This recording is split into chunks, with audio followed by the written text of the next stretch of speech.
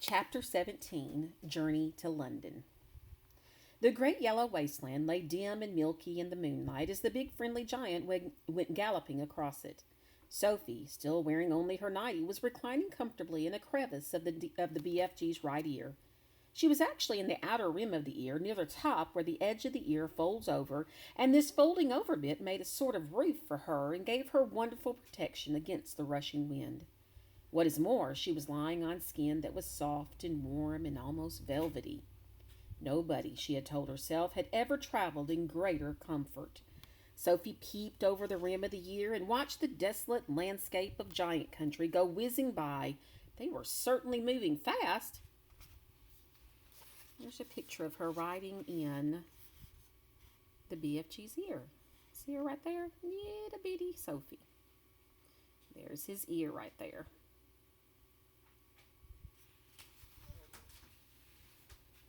The BFG went bouncing off the ground as though there were rockets in his toes, and each stride he took lifted him about 100 feet into the air. But he had not yet gone into that whizzing top gear of his, when the ground became blurred by speed and the wind howled and his feet didn't seem to be touching anything but air. That would come later. Sophie had not slept for a long time. She was very tired. She was also warm and comfortable. She dozed off. She didn't know how long she slept, but when she woke up again and looked out over the edge of the ear, the landscape had changed completely. They were in a green country now, with mountains and forest. It was still dark, but the moon was shining as brightly as ever. Suddenly, and without slowing his pace, the BFG turned his head sharply to the left.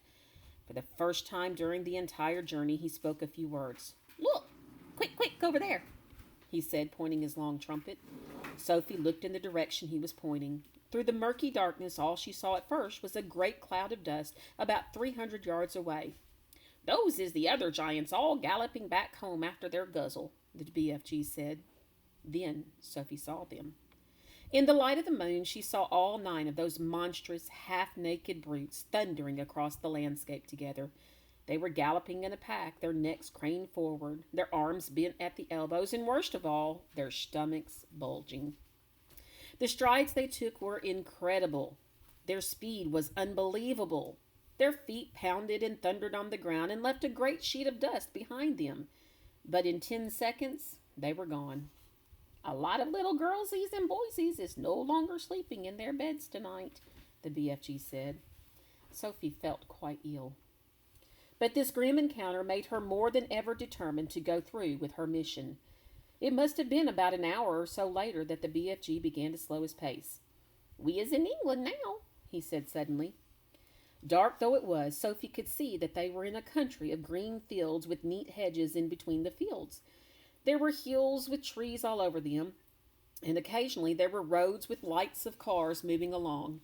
Each time they came to a road, the BFG was over it and away, and no motorist could possibly have seen anything except a quick black shadow flashing overhead. All at once, a curious orange-colored glow appeared in the night sky ahead of them. "We is coming close to London," the BFG said. He slowed to a trot. He began looking about cautiously.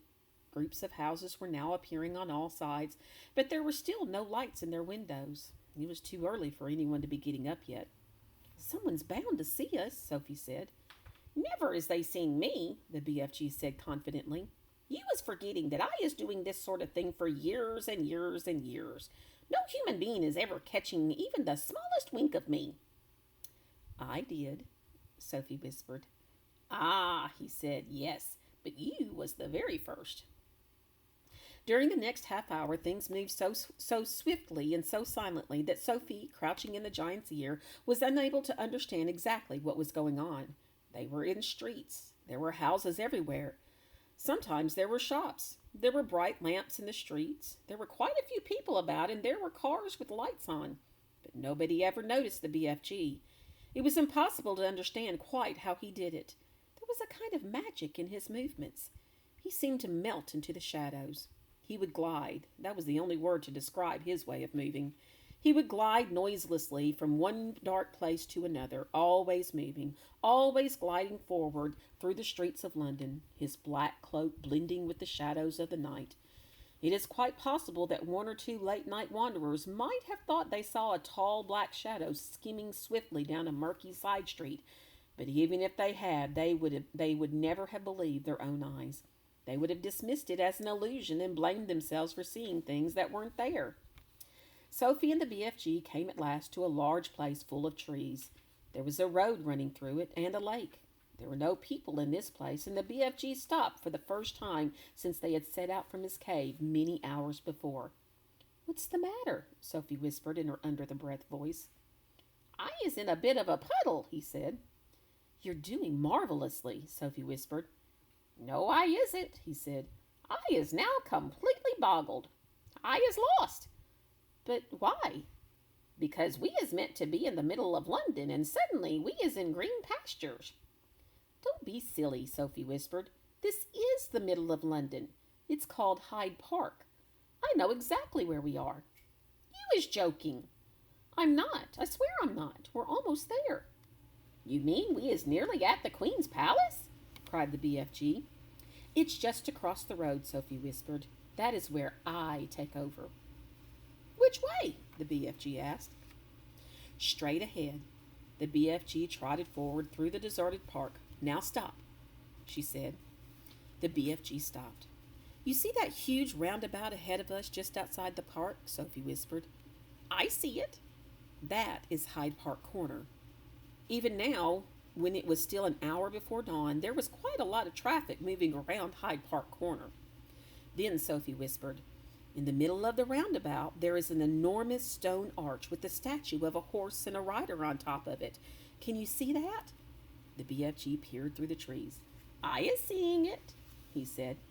"Do you think that if you took a very fast run at it, you could jump clear over Hyde Park Corner, over the arch, and over the horse and rider, and land on the pavement on the other side?" "Easy," the BFG said. "You're sure? You're absolutely sure?" "I promise," the BFG said. "Whatever you do, you mustn't land in the middle of Hyde Park Corner." "Don't get so flussed," the BFG said. "To me, that is a snitchy little jump. There's not a thing-a-ling-a-ling to it." "Then go," Sophie whispered. The BFG broke into a full gallop. He went scorching across the park, and just before he reached the railings that divided it from the street, he took off. It was a gigantic leap. He flew high over Hyde Park Corner and landed as softly as a cat on the pavement on the other side. "Well done," Sophie whispered. "Now quick, over that wall." Directly in front of them, bordering the pavement, there was a brick wall with fearsome-looking spikes all along the top of it. A swift crouch, a little leap, and the BFG was over it. "We're there," Sophie whispered excitedly. "We're in the Queen's back garden." That's the end of chapter 17. Let's take a look at our quick thought question. Our quick thought question is, would you like to be a giant? Why or why not? Would you want to be a giant? Being able to jump real high? But then you'd have to eat snozcumbers. Ooh. So would you want to be a giant? Give reasons as to why you would want to be one or why you would not want to be one. Let's take a look at our vocabulary word. Our vocabulary word is the word desolate. The BFG described the country where the giants live as desolate. But what does that word mean? Desolate. Desolate means a place that is empty of people and things. Not very many things in the giant country, and certainly no people. The only things there are giants. So our quick thought question for chapter 17 is, would you like to be a giant? Why or why not? I think as long as I didn't have to eat snozcumbers, maybe it would be nice to be a giant. And then our vocabulary word is desolate. Looks like it says desolate. but we pronounce it a different way. We pronounce it desolate, and it means a place that is empty of people and things. Right now, our schools are kind of desolate, aren't they? There's no people in them. It's kind of sad, but we'll be back to them soon, hopefully. That's the end of chapter 17. I'll see you again on chapter 18.